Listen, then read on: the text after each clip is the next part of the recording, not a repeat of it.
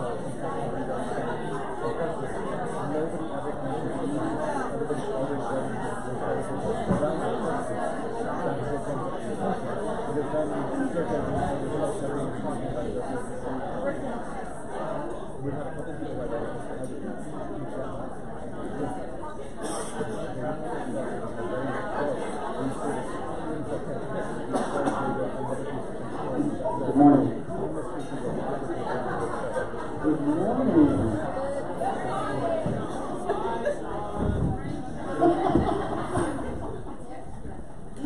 Good morning, everybody.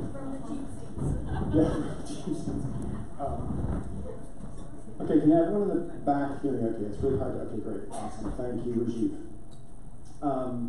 Hi, welcome to Digital Pedagogy Lab. I'm so glad everyone's here. I'm always surprised that everyone shows up. It's like we planned this thing for months and months. In fact, this one in particular has been planned for a very long time.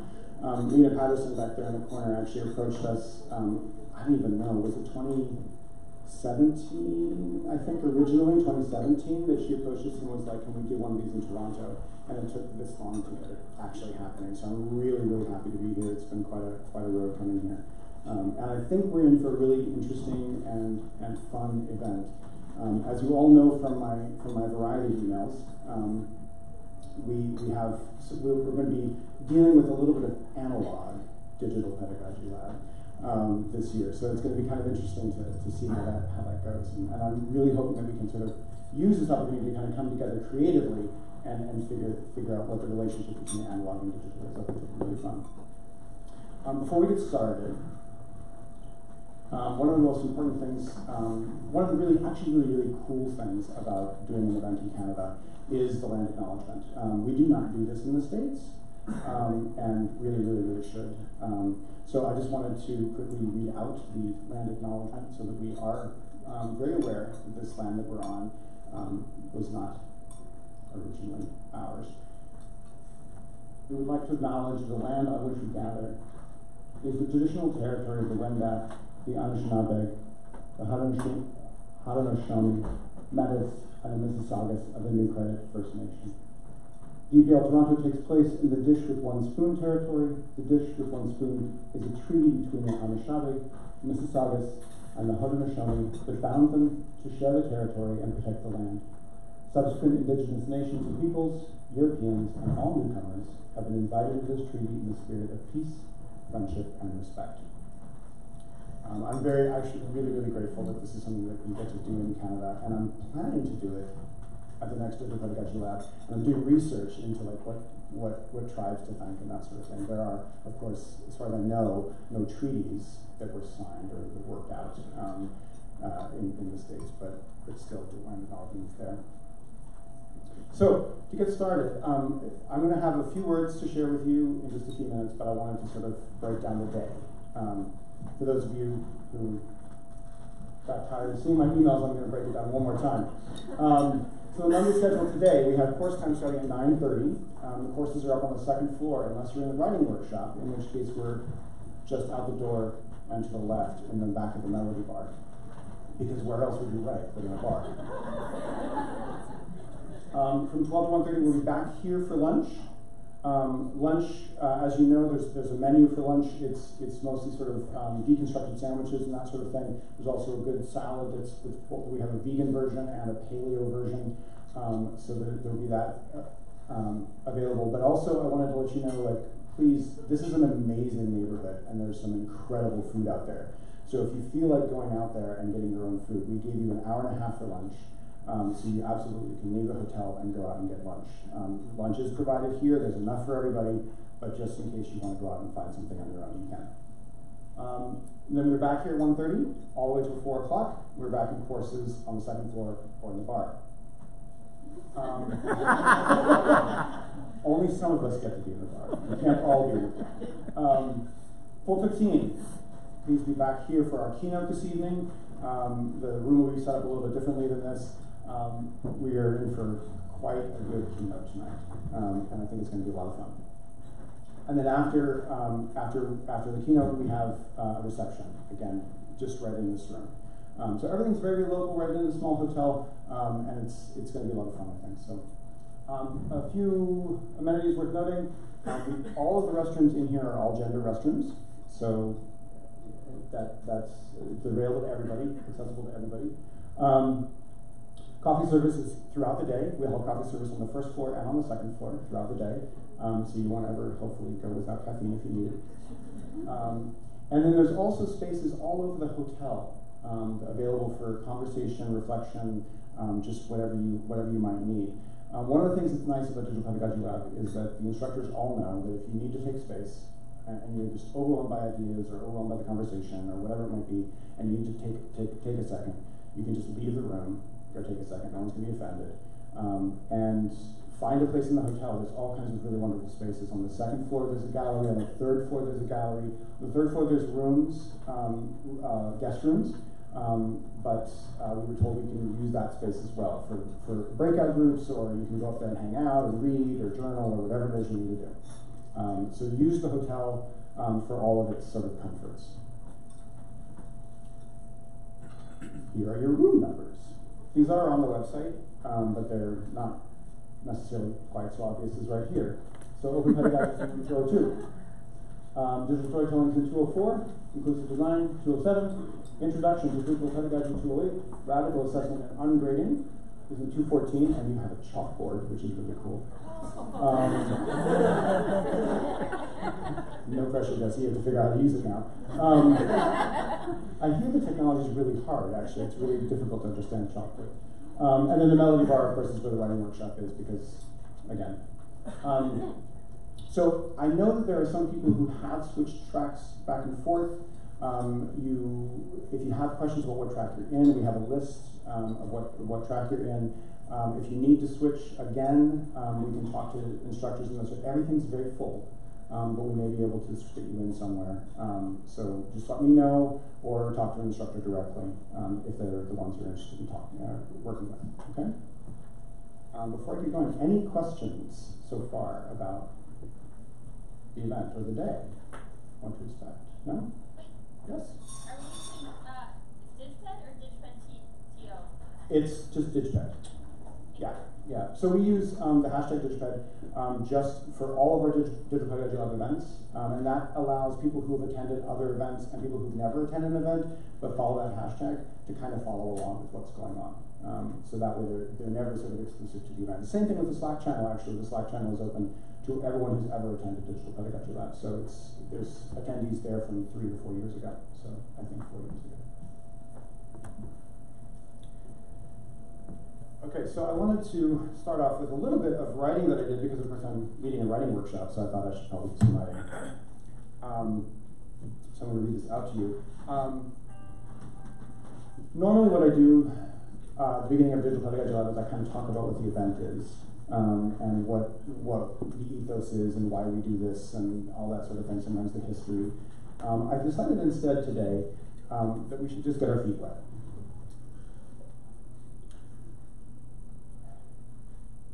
I used to clean houses for a living. Big, beautiful, rich homes in the center of Boulder, Colorado. I dusted, vacuumed, mopped, cleaned toilets and showers. Sometimes I remade beds with clean sheets. I collected laundry from around the house and washed it and folded it. Usually I did this when no one was in the house. But sometimes I was there cleaning the living room while the family made their lunch in the kitchen. Young children watching as I picked up their toys, dusted off their bookshelves. I never vacuumed when a family was around, of course, because it would make too much noise. I also used to work for Instructure, the makers of the Canvas LMS. I worked there for about a year before Amy Collier brought me to Middlebury College. During that time, I was privy to conversations about the data they've been collecting on students. Throughout the company, there was this sense of an awakening to the potential of that data, a sort of shrug in the face of it, a kind of, what should we do with all of this? That eventually resolved itself into a strategy to sell it back to the universities and colleges and K-12 schools that had generated it.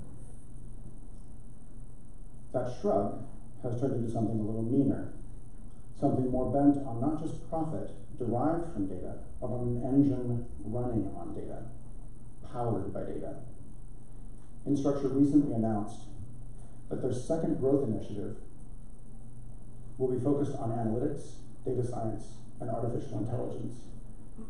And the code name for this initiative is DIG. Their initiative has a code name. You know what else has code names? Spies, military operations. The new CEO, Dan Goldsmith, also went on to claim, "We have the most comprehensive database on the educational experience in the globe." So given that information that we have, no one else has those data assets at their fingertips to be able to develop those algorithms and predictive models. Now, a quick close analysis of Dan's statement here. Who's standing in for Instructure, which could be standing in for all of EdTech, believes that information, data, and the educational experience are all one and the same. But the story doesn't end or begin with Instructure. Earlier this month, Advanced Communications, a cable television provider who, according to Bloomberg, offers video and on-demand data and digital film services to its customers, purchased Turnitin, a nearly ubiquitous plagiarism detection service to the tune of $1.74 billion. Turnitin's primary product, that thing that makes it worth $1.74 billion, is a database of student work, largely consisting of assignments written by students as they worked their way toward an A in our classes. So to be clear, the Instructure DIG initiative would be impossible if students and teachers didn't show up to class and use the LMS. Likewise, Turnitin's very expensive database would eventually become worthless if teachers and institutions stopped asking students to turn it in. We, teachers, administrators, instructional designers, make these platforms not only worth their purchase price, but we make these platforms run.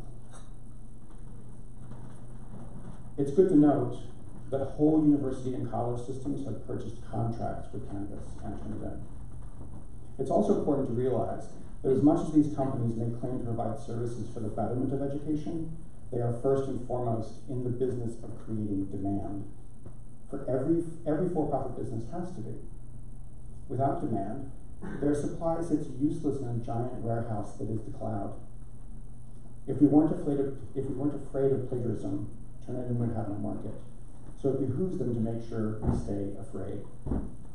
If we weren't looking for efficient solutions to the messy work of teaching and learning, Instructure's teacher in the cloud wouldn't be an easily foreseeable future. This isn't altruism. EdTech's interest in education is as a market. But it's also interested in education because they've found a perpetual motion machine, a market that cannot stop generating what EdTech needs to survive. This is predation.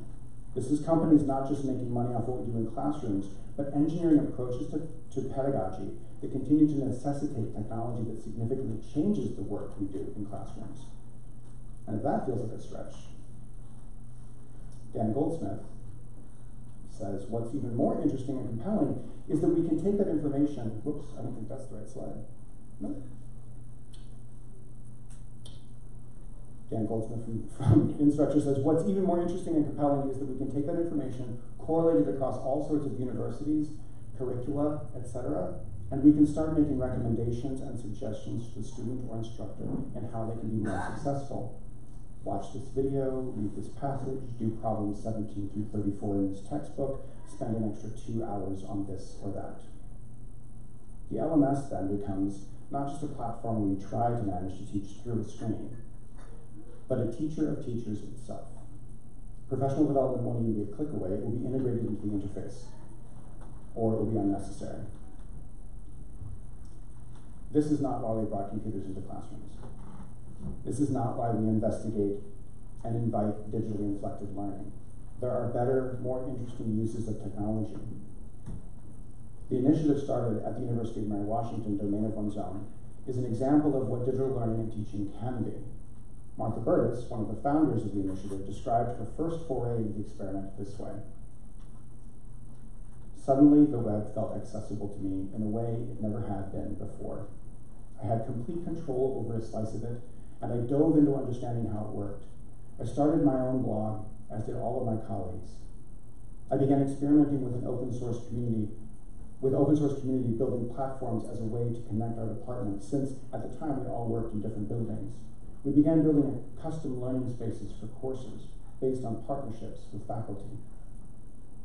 Rather than a space that was attached to outcomes, curricula, and the rest, Domain of One's Own changed the whole relationship between students and the web, even between teachers and the web. Martha notes that the 4 primary goals of the initiative are to provide students with the tools and technologies to build out a digital space of their own, help students appreciate how a digital identity is formed, provide students with curricular opportunities to use the web in meaningful ways, and push students to understand how the technologies that underpin the web work and how that impacts their lives. These are pedagogical goals, not instrumental ones, not goals wedded to outcomes like retention and performance, though they undoubtedly affect those too. Very soon, the University of Mary Washington will choose to renew their contract with Instructure. But the Domain of One's Own project has been asked to justify its cost. I don't say this to damn UMW, because frankly this isn't unusual across higher education. The drive for data, for results, for efficiency can blind us to the opportunities in front of us. Educational technology like Canvas makes everything so easy, so efficient, and so cleverly workable. But here's the thing.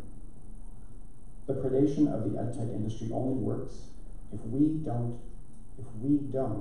lift our heads to see it, raise our hands to change it, stand in its way.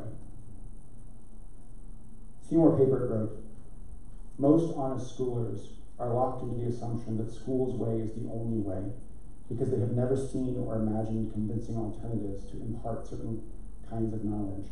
Almost all experiments in purporting to implement progressive education have been disappointing because they simply did not go far enough in making the student the subject of the process rather than the object.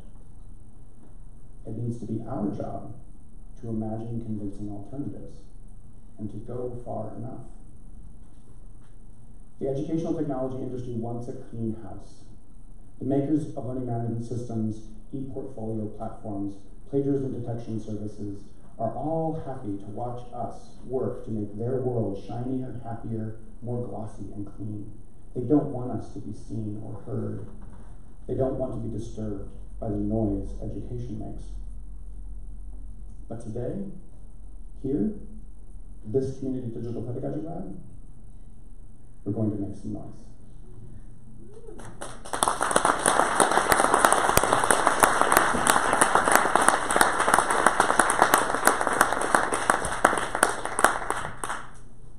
Thank you. So,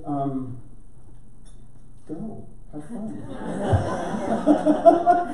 Do the thing that is Digital Pedagogy Lab and have a great time. And please use Slack if you need to reach out to anybody, reach out to a faculty member, myself. Please use that. I will also be around all day long, so just find me if you have any questions at all.